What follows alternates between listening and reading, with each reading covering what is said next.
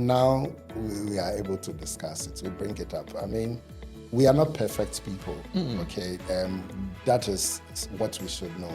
But the desire to come into that place and recognize the low moments, the mistakes, the issues that you are contending with, and trying to also find what is more important for you. Like, that is where I think a lot of people miss it. We haven't found what we think is so valuable we are willing to dive.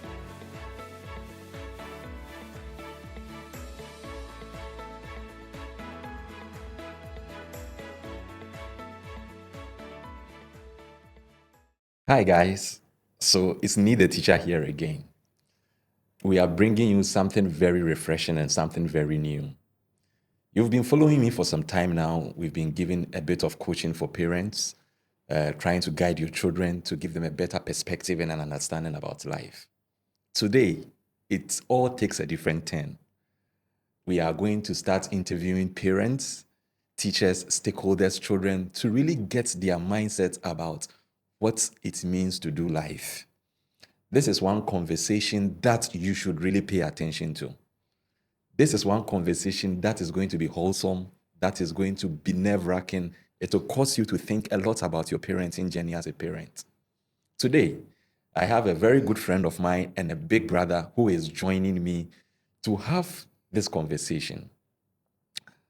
Mr. Abaka, you are welcome. Thank you very much, Teacher D. It's amazing to be here. It's good to have you. I love what you are doing so far with parenting and teaching. It's an amazing Thank job. you. Congratulations. Thank you. Thank you. My pleasure. My pleasure. So today there are a number of things I want us to really look at and take into consideration. But first and foremost, just to begin with, can you really give us an idea about who you are? I'm sure many people will be wondering why I've not introduced him yet. I just wanted to come from the horse's own mouth. So, Mr. Baka, just tell us a bit about yourself, maybe your family, and how long you've been a parent. Yeah. That is a story that can never be said in full. But of course, interestingly, just beginning of this month, we celebrated our 18th anniversary. Oh, So we've been on this journey for a while. okay. And of course, I have 3 kids. The first is 17, and the second and third twins, of course, twin boys, and they turned 14 also this October. So yes, we have been on this journey a bit, and of course, my wife Dorothy, and we're doing this together. We don't know how we started, but interestingly, over the time, I think we are coming together, we are coming around and making adjustments every day. Awesome. 18 years. 18 years. Congratulations, big brother. Thank you. Not many people make it there. So congrats. know. Congrats. Thank you. Thank you. So I want to know, for 18 years, what will you say is the primary role of a father? When we say someone is a father, is it just because they give birth? Who do you think a father is really? This is quite, I wish I would give a very theoretical answer to being a father, but then I want to just make it more practical from our own understanding. And of course, it starts from having a child. That's also a father, but then even if it's not your biological child, the way you take responsibility over whoever you are fathering, providing, covering, direction, guidance, correcting, discipline, coaching, mentoring. I mean, you basically become a whole dependency source to whoever you are fathering. And they look up to you, they follow your examples, and they try to literally eliminate, follow in your footsteps. So yes, that is who a father is, and it comes with a lot of responsibility. Great. It comes with a lot of responsibility. Great. So what do you really think about when children see their fathers? What should be their impression? Like, what should go into the mind of a child when they see their father? This is okay. So I guess if I can say that in our own consciousness, we kind of know good and bad. Okay. It plays a very significant role in the relationship between father and child. Okay. So when you are in alignment, which is meaning you are doing what is expected of you, in your own mind and in your own consciousness, you are comfortable and happy to express it. So that at the presence of a father, you are happy to go and bond and relate and share your achievements or your progress and things that you have come along with. However, if you are doing the wrong, it doesn't have to be somebody telling you are doing the wrong. Your conscience is actually judging you, and that conscience is actually the one that is also bringing fear when father shows up. So if you are in the wrong, then you start playing hide and seek, So of course, having been a father now, we have been a child also before. So we've been in both places and we can understand how it plays out. But even as a little 1 year old, they know when they are in the wrong and when they are in the right. So I think it's a misconception, but do you think fathers should be feared? I think it shouldn't be the case at all. Okay. In fact, fathers should bring confidence, and fathers should be the one really guiding the child, however they should go. So what I have observed, like I put it, it's always about the personality, how they are conforming to the training that is coming to them, so that when they are actually picking the direction and the guidance and following in the principles that is being taught them, it is easy for them to relate with the father. However, if the external influence is more than the father's influence, you realize that there's always friction, and that is where fear seems to dominate.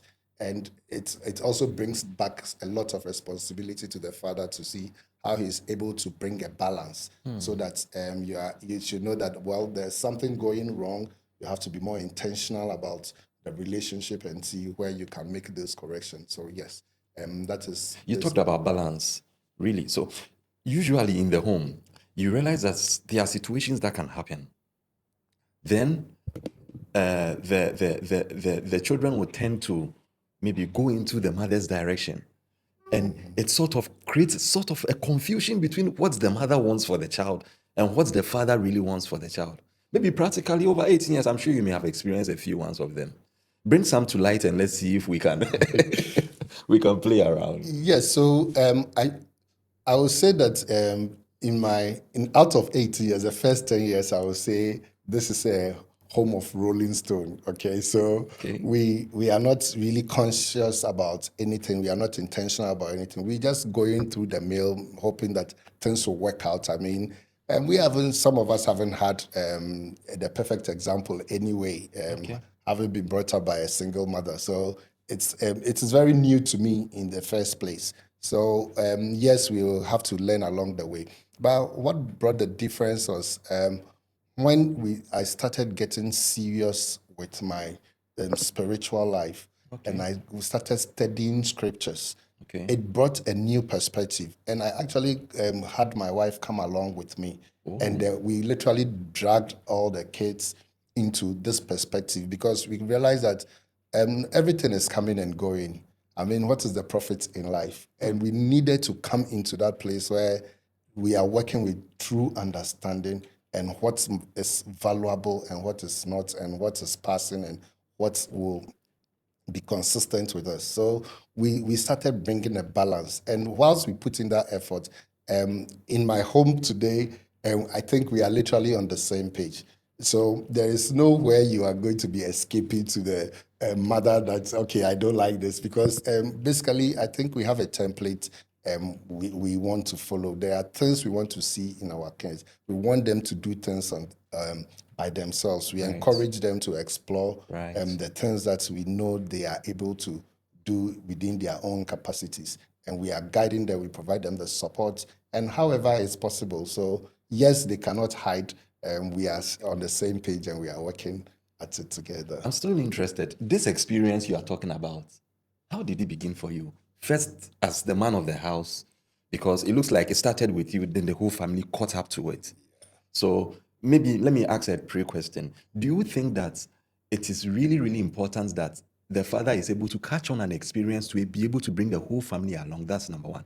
And number two, talk about how yours began for you and how it transformed you from where you were to where and who you have become now, and how the family caught up.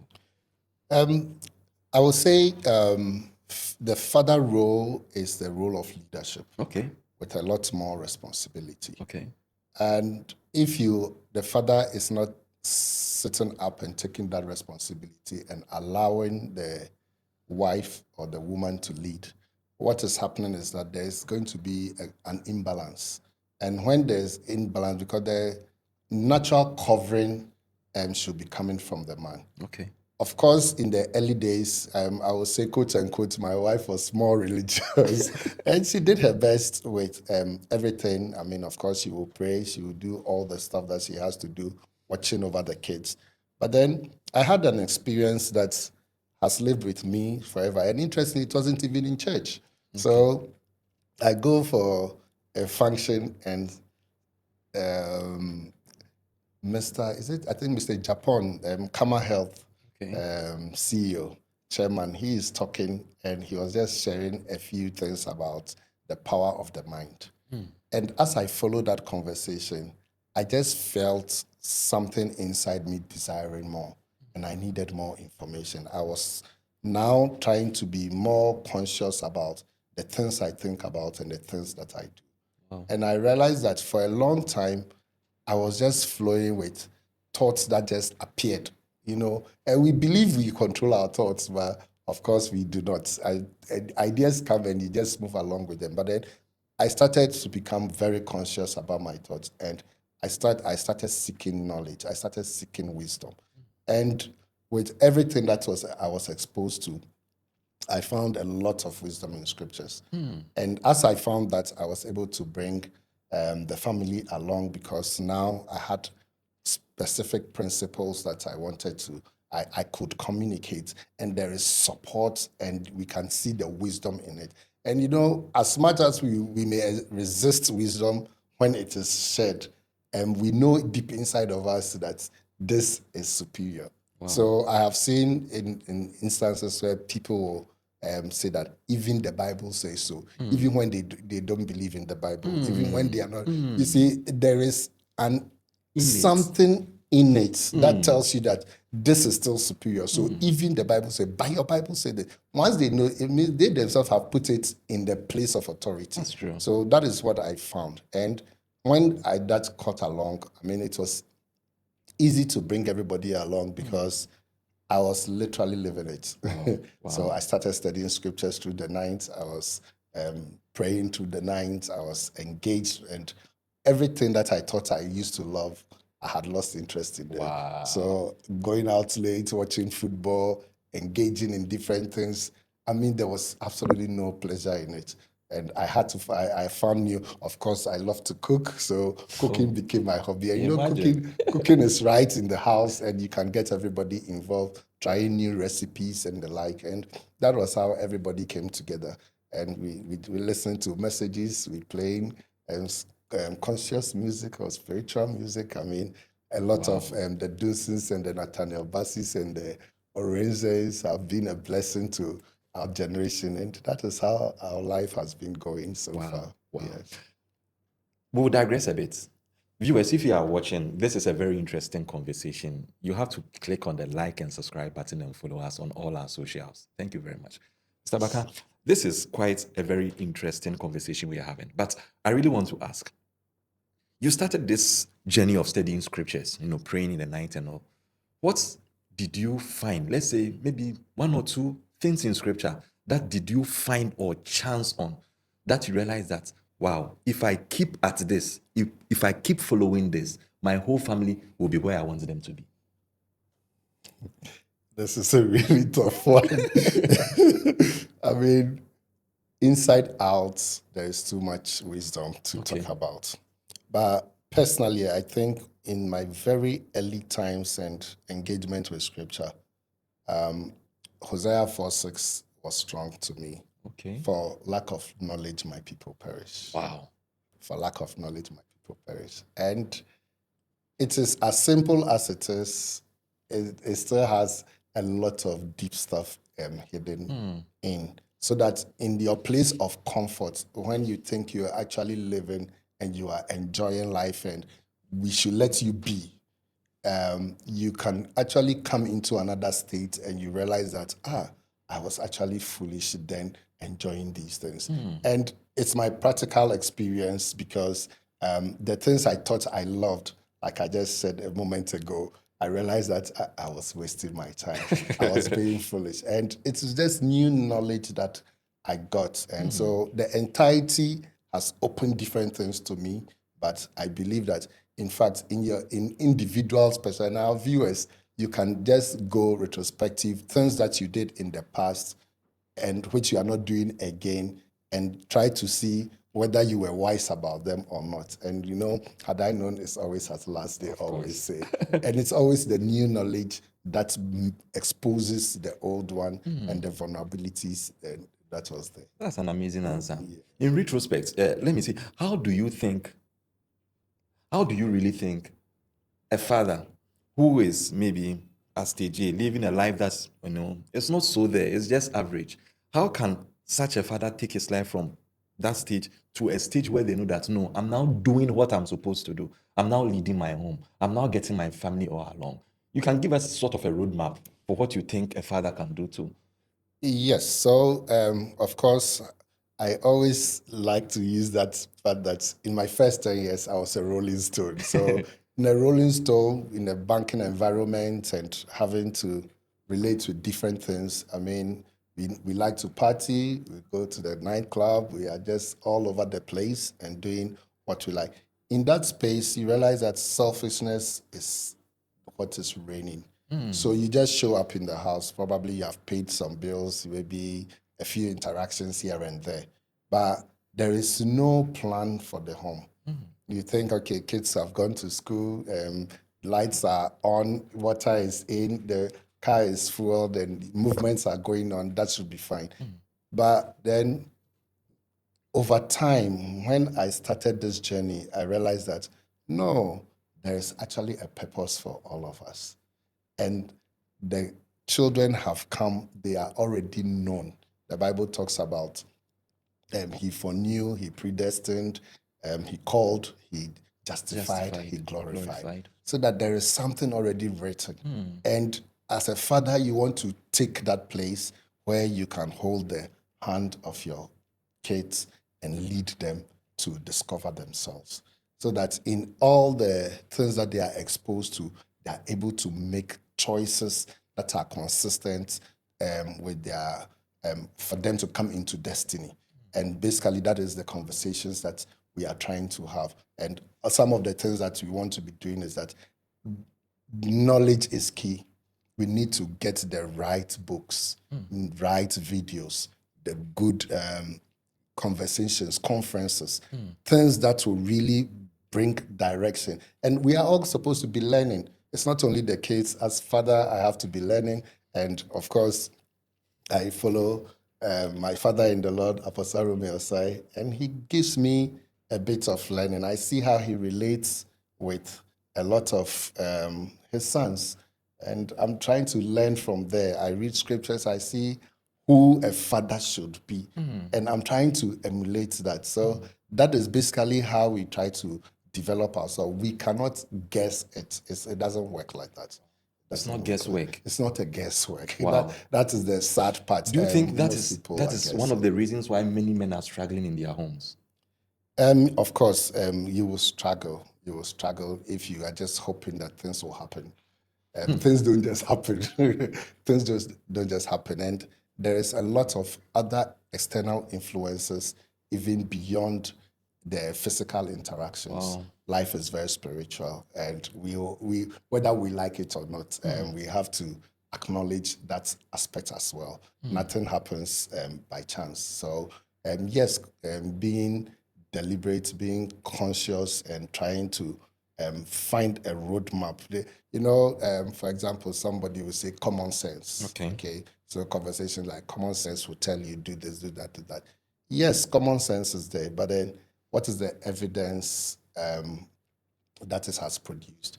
A lot of times, by the time you trace it back you realize that there's regret, there's pain, there's so many things that we don't wish for ourselves. However, in the spur of the moment, they seem to be the easy way to go, and we believe that it is right for us. So, yes. Thank you. Thank you Knowledge is so key. much. I think Knowledge is key. If you are following us, knowledge is key. To this journey, knowledge is key. You have 3 children Yeah. under the same roof. Yes. You are using principles, knowledge, certain virtues. You are impacting it into them. Are they all turning out the same? Of course, I believe we will see the impact over time. They are unique in their ways, even the twins. First of all, they are fraternal, and their perspectives are very different. One is very bold, very confident, and likes to have his own space. Another is the calm one, relaxed and taking and very friendly, struggles to say no. He wants to make everybody happy, even if it will affect him. So yes, we see all of that. It is not going to be the same. So we are having to adapt and adjust to know how to communicate to each and every one of them. I realize we have one of them is extremely sensitive, and at the least words that you use on him can really affect him. Another one doesn't mind words unless you come very physical with him and you banter it out. And when that discourse has gone down, you find another way to come back and okay, so what were the learning points, and you try to engage from there. So obviously it's going to be it's very different. And the first, who is the daughter, we had our early experiences. So I think she caught on very fast. In her early teens, it was a good time as well, because that was just when the transitions was happening within the family. So she was literally carried along.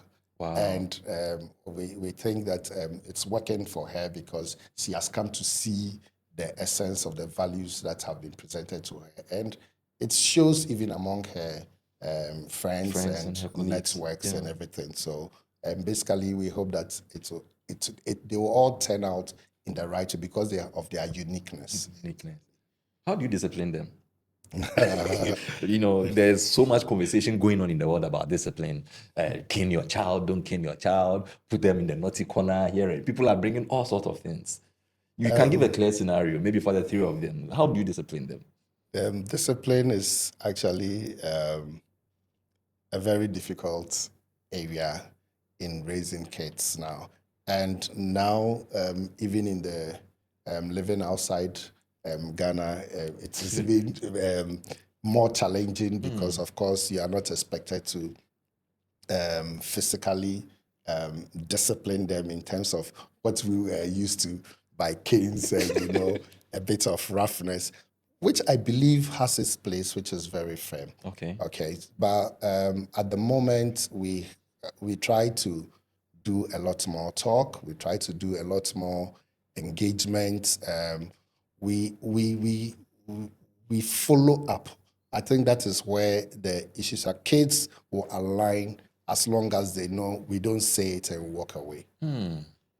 As long as you are following up, I say, read this, and I expect you to finish, let's say, 5 chapters by the time I come back. Wow. When you come back, you want to follow up. Where is your summary? You sit them down.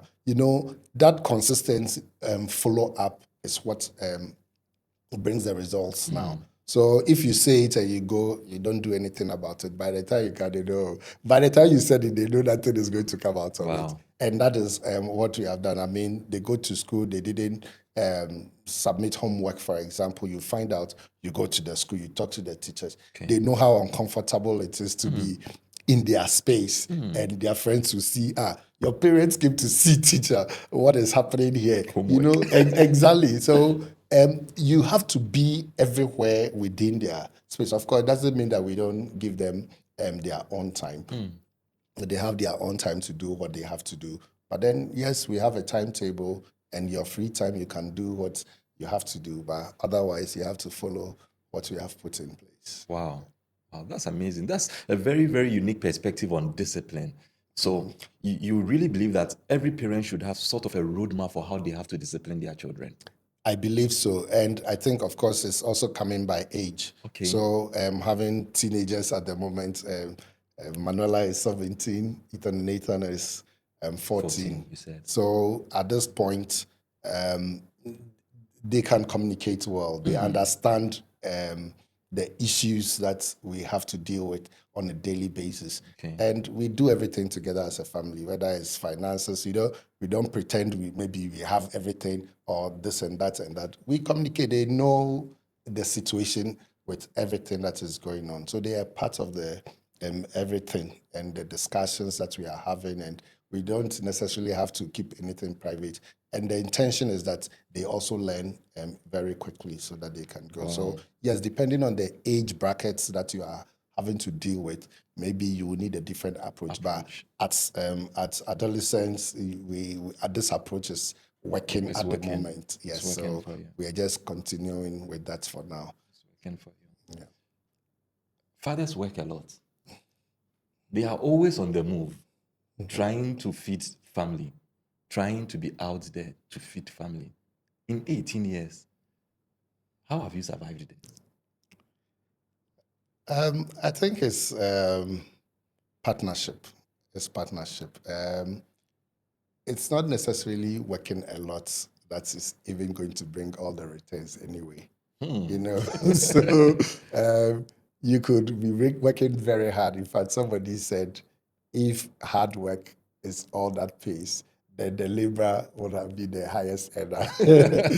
So it's not only about hard work, and that is where the partnership with the missus is very important. So we are discussing, we are looking for, okay, I know this strength of yours, I know this weakness, I know this place that you could improve. Maybe I have this contact you could talk to, and we engage on every side, you know. So we are in each other's business. I mean, we are running this as a family. So we are in each other's business. We know what is happening here. We know what is happening there. We are taking decisions together. And it makes it easy, and the burden is not solely on one person. And sometimes it's just a referral. Sometimes it's a perspective that you are missing. Your friends may not be able to tell you, but your wife, who knows you more intimately, is able to see something different. And I mean, sometimes it's as simple as, I'm just not comfortable with this friend of yours. You know, Just have to listen. you just have to listen. Because all the times that those conversations have come out and we have ignored them, they played out to be right. Yeah, so sometimes there's just somebody in your life who is interrupting your opportunities. Wow. And you have no idea. Wow. And women are quite sensitive, so sometimes things that you may be missing, they are able to bring it up and you work it out. So yes, men, we have to work hard, but working hard in partnership with the masses. Don't depend on too much on the external. The home, everything should start from the home. Wow. Yes. Do you think disobedience in this light has ever been there and it has cost the children? Sometimes, you know, the children can say, oh, daddy is going to work, daddy is doing this, daddy is okay. Mommy, where is daddy? Oh, he's going to work, he'll be back.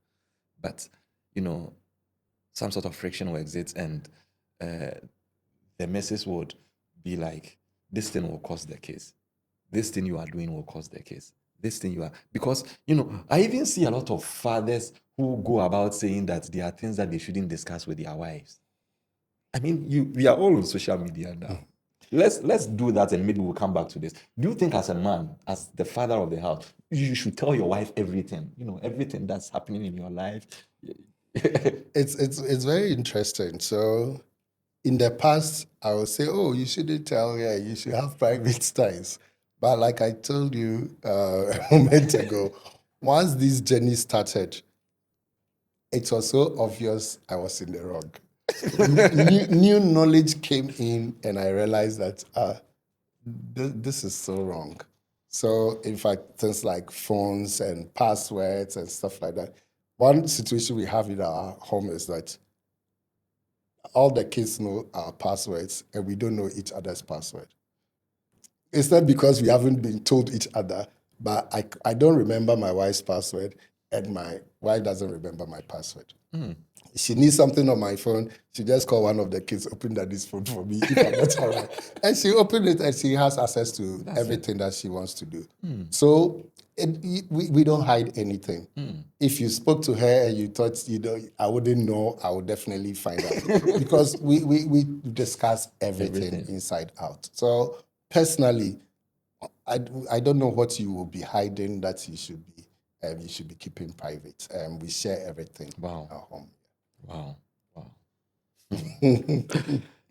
So this is a very interesting. I'm really enjoying. But maybe I should just add that sharing, you necessarily have to come into a place of true awareness and growth in spiritual development to be able to open up.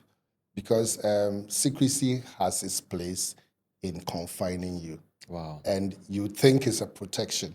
But the more you make your vulnerabilities, you put your vulnerabilities out there, the stronger you become. Wow. The more you put your vulnerabilities out there, The stronger you become. So rather than trying to cover them, and when you cover them, that is, you are afraid it will be exposed at a point, and you try to play around to cover it up, and it's too much effort, I think, to do that. Yeah. You have friends, you have people who are also married, you have couple friends and all of that. What do you think are some mistakes parents are making with their children? Oh, yes. I think the mistakes. So there are too many things that we see. I mean, I'll start with myself. I will also say from the beginning, a rolling stone. So just following the order. Oh, it's good for the kids to have tablets. You want to something to put them away, to take attention off you, and the like. And we invested heavily in that. Now I would have done it differently. How? Because I realized if I had trained them, for example, to read, and I got the right materials for them, they will be ahead of their peers, way ahead by now. Because the content that they were watching wasn't necessarily adding any value. You think reading is very important? Oh, reading is central to everything. I mean, if you don't read, you're going nowhere. If you don't read, you're going nowhere. And the content also matters. So being able to search for the right books and getting the time that we are sitting down together as a family and reading, pick books together, and we start different books. We're just sitting in our space and everybody is doing their own reading and we are discussing and picking it from one state to the next. I mean, that should be the ideal. So now you have television in the house, but nobody watches television. Wow. You know, because there's no interest there anymore. And we are trying to find new way of getting knowledge. So while we will use it for YouTube and we want to focus on specific channels that will add value and not just time wasting. Wow. So yes, that is really what we do. But then for the mistakes that we do, I think they are quite many. And I believe it starts from not even coming into awareness that there is a destiny in every child that has to come into fulfillment and knowing who we are in that role to be able to make it happen. Wow. So if you don't have that, basically what you are trying to do is maybe if you do this, these are going to be opportunities and you make money and this and that and that. And it's a conversation that has completely sidelined destiny, sidelined purpose, and basically sometimes even passing on our own fears and our own vulnerabilities over. And that is where the challenge is. So I think if I should leave somebody with anything, just understanding that every life has a very unique purpose. Wow. And any role that you are playing along supporting that life, you want that purpose to come into fruition. Very intelligent. A lot of fathers have low moments. Have you ever had a low moment as a dad? Oh, yes, many. You will always have low moments. It could be finances, it could be opportunities lost, it could be mistakes made. And I mean, things you wish never happened, but they are part of your unique life. It's basically how you are able to deal with them. So in the past, you may drink it off. I have done that in the past. But now we are able to discuss it. We bring it up. I mean, we are not perfect people, okay? That is what we should know. But the desire to come into that place and recognize the low moments, the mistakes, the issues that you are contending with, and trying to also find what is more important for you in your life. Wow. That is where I think a lot of people miss it. We haven't found what we think is so valuable we are willing to die for. How do you think people do that? Should do that?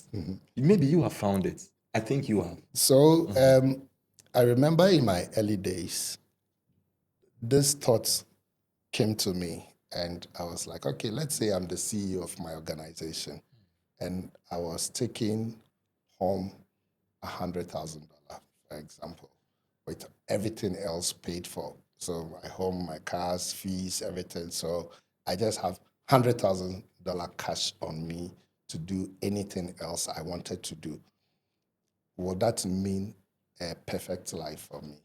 And if it continues for another 10 years, what exactly will I do differently? Because if you don't have at the moment, there are a lot of things that you will want to have. That's true. But then you come into a point you will have so much and you realize that all the things that you thought you wanted doesn't even make any more sense to you. So we have bought gadgets that we desperately wanted to own, and after we bought them, we don't even use them. So that is where you start asking yourself the right questions and trying to see what can I find value in that, whether high moments or low moments, I will still be able to stick with this and love. And I found that in scriptures. Wow. And basically, it changed everything for That's me. a great mindset. Yeah, I mean, it changed everything for me. okay. Okay. Do you think it will be the game changer for every parent? Oh yes. For me, in fact, I don't. We read all sorts of books. Okay, we read all sorts of books, but we don't even attempt to read scriptures. Even if you don't believe in them, there's so much wisdom in there that even for curiosity's sake, you should desire to know what is in there. And I mean, the average person believes that I go to school and I got a certificate and it means I'm intelligent enough to prosecute life. But I think it's been, and no matter what you know, even the professor in economics is ignorant to an extent when we start talking biology or It's true. physics. It's true. So you know you don't know everything. So you cannot stick in one space and believe you are very intelligent. And that is where I have found scriptures to give me a very strong balance. And that actually guides how to do everything as a father. Viewers, I know you are enjoying and so engrossed in the conversations we are having. Mr. Abakan is giving us a very diverse perspective about this parenting thing. Maybe you are a dad and you are struggling. I don't know. You don't know your left from your right. You've been trying here and there. You can pick a thing or two from what we are sharing. It will really change your understanding about this thing. Mr. Abakan, you've said a number of things that have really been striking. Let me just ask you, there are families where fathers and maybe parents don't even know what's going on in their children's life. If you look at your children, do you think that there are some things they should hide from you? They shouldn't tell you or they shouldn't let you know? I believe at their age, they all have secrets. I'll be very ignorant to believe they tell me everything. Okay. However, some of the things have dire consequences, and others may not necessarily matter too much. It is our ability to be very engaging with them so that those things that can have a lot of negative impact on them come out. Okay, so experiences with friends, conversations, online engagement, and stuff like that. And also trying to make sure that the values we are teaching them is sticking. It's taken. Okay, so interestingly, I have a very unique experience in my home because the twins being at the same age, they can be quite mischievous with their activities. So they tend to report each other. Oh, They tend to report each other here and interesting. there. I mean, it works out for all of us, and they put a check. In fact, there was a scenario we had just a few weeks ago. They have to select extracurricular Okay. activity, and one wants to play basketball, the other wants to join chess club, and the one who wants to join the basketball is insisting that the one who wants to join chess should also play basketball rather than chess. So we start engaging. He said, no, no, no, no. Mommy, you have no idea. I can't take my eyes off this one for a minute. You will end up doing something strange. So these are twist engagements. And they're saying that, no, I can't keep my eye off this one. And another time, one comes and he's talking about, oh, this guy is my friend and all of that. After a while, we noticed that it's not talking about the friend again. So we want to find out what has happened. So the friend is friends with somebody I think should not be his friend, and because of that, I can't be friends with him. Wow. So it gives you a bit of comfort that, well, some of the things that you are sharing, they can obviously pick them by themselves. It's not automatic anyways, but then the more they as we are working it together, they themselves are helping us to keep a check on each other so that at least they may have their secrets and their private stuff, but it shouldn't be those ones that will really bring a lot of pain and suffering in the long run. Wow. This is a very interesting. I've really learned a lot from this conversation. We'll just take maybe a few more questions, then we can be out of here. Now, I believe that you've come from a place where you've made us understand balance, partnership here and there. Do you think that the relationship between you and your wife can really influence how these children would also marry, the kind of persons they get married to, and their family lives? Of course, of course. Definitely. Good examples will always have a lasting impression. Interestingly, both my wife and I have come from single parent backgrounds, so it's not like we have known any better before coming together. But I believe God has helped us.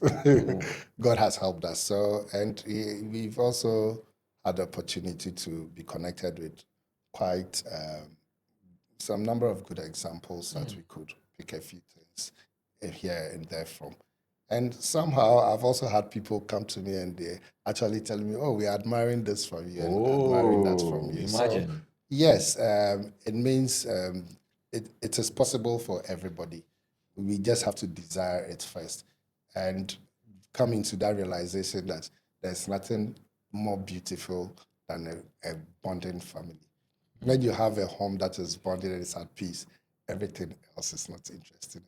You will just come into that. It's natural for you to be aware. If you haven't experienced it, well, I can assure you you are missing. I can assure We are you assuring you are missing out. Yes. Yes. Is parenting hard work?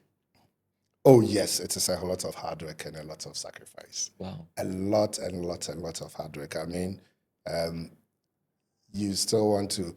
The other side is, especially with the kids, if you don't engage them, they will engage themselves. If you don't engage them, They will engage themselves.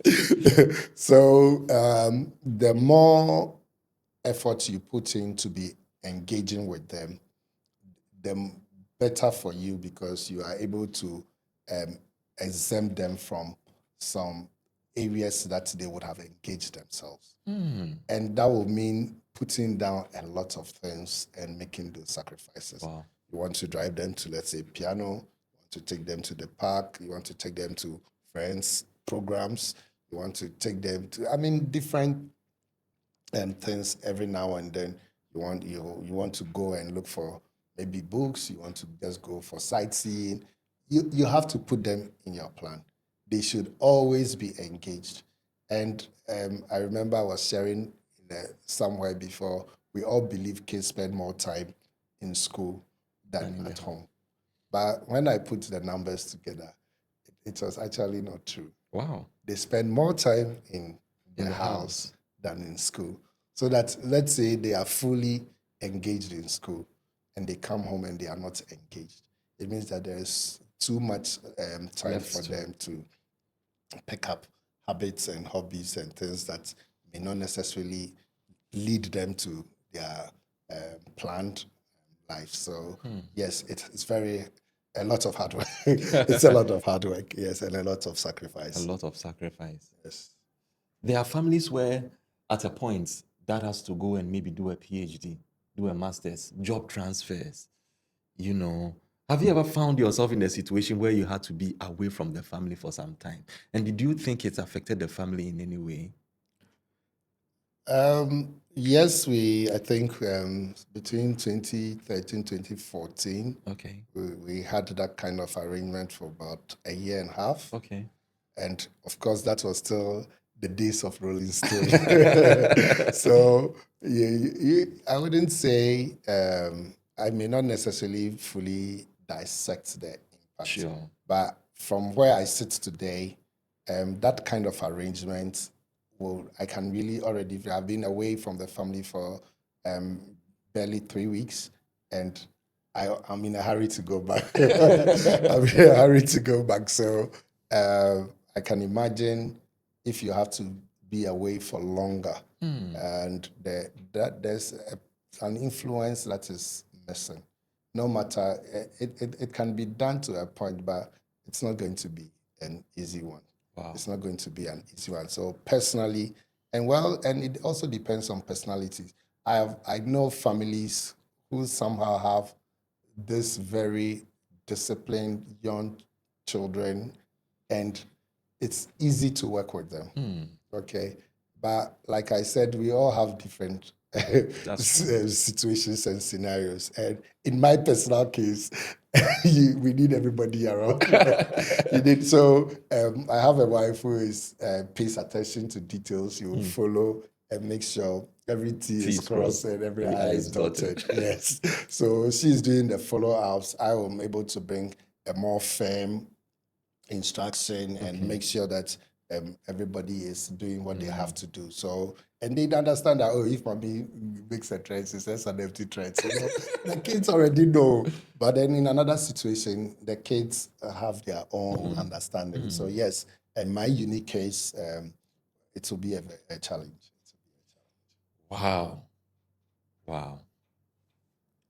So, because, I've noticed a lot of families go through this trajectory. Sometimes maybe mother has to be away for some time because of school, then father has to maybe stay at home, dad, shuffling between work and maybe taking care of the children. And sometimes we've seen children who have grown up to pay the price for all of these things. Sometimes they end up becoming absentee fathers, some to becoming not providing for their family as much. Oh, my father was like that, so I've also become like that. So, it's something that's that all of us have to really look out for. Yes, yes. Every child needs, in God's design, He expects us both to be there. He expects us both to be there. That gap has its own external influences that it brings in. And somehow the vulnerability will be exposed.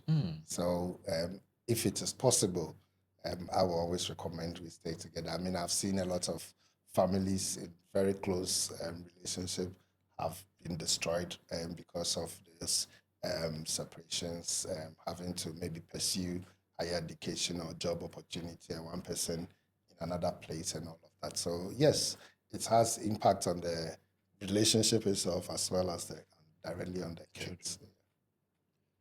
I've enjoyed my time with you. There's a parent listening to you right now who is at the point of giving up. You might have some last words for them, something you didn't know that you know now that can change their perspective about parenting, what would you tell them? I will have to go back to scriptures.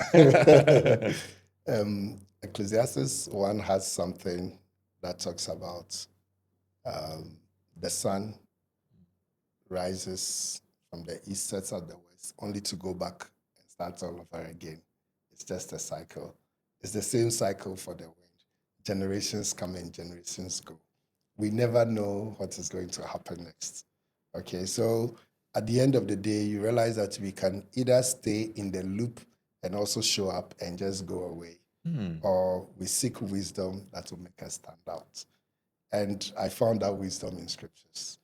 And even if you do not believe, you are a different religion and anything else, agnostic and atheist and whatever it is, I think wisdom doesn't take anything away from you. Wow. Wisdom doesn't take anything. Wisdom, that it will either add to you. Wisdom will add to you. So sometimes it's just about getting the information and trying to ask the right questions. Taking away your biases, because it is a personal deliverance first before you can impart. If you yourself, you are tied down with all sorts of things, it will be very challenging for you to make the right impact. And in fact, you will just be guessing. There's a scripture that says, when the blind is leading the blind, of course, there's nothing that is going to come out of it. So the child is blind, you are also blind. You are hoping that something good will come, but nothing will happen. You can take the child to school, can pay all the fees, we do everything for the child, expecting that the child will come out with a certificate. But not all of them will come out. Wow. This 1 hour has been one of the best I've had. It's changed my perspective and informed me a lot. You should follow this conversation. Mr. Abaka, thank you for coming on the show. Thank you, Teacher. I'm so grateful to have you, and I don't know. You trapped me into this. A first time to share this, but I'm glad I did. I hope we have learned something. And these are personal experiences, and I hope somebody else will also come and share. We all learn from them. That's right. I want to have you on the show again very soon. Hopefully, very soon. Safe journey back. Thank you very much. Thank you very much. So, my audience, thank you so much for following us today. We'll see you again next time. Have a blessed day.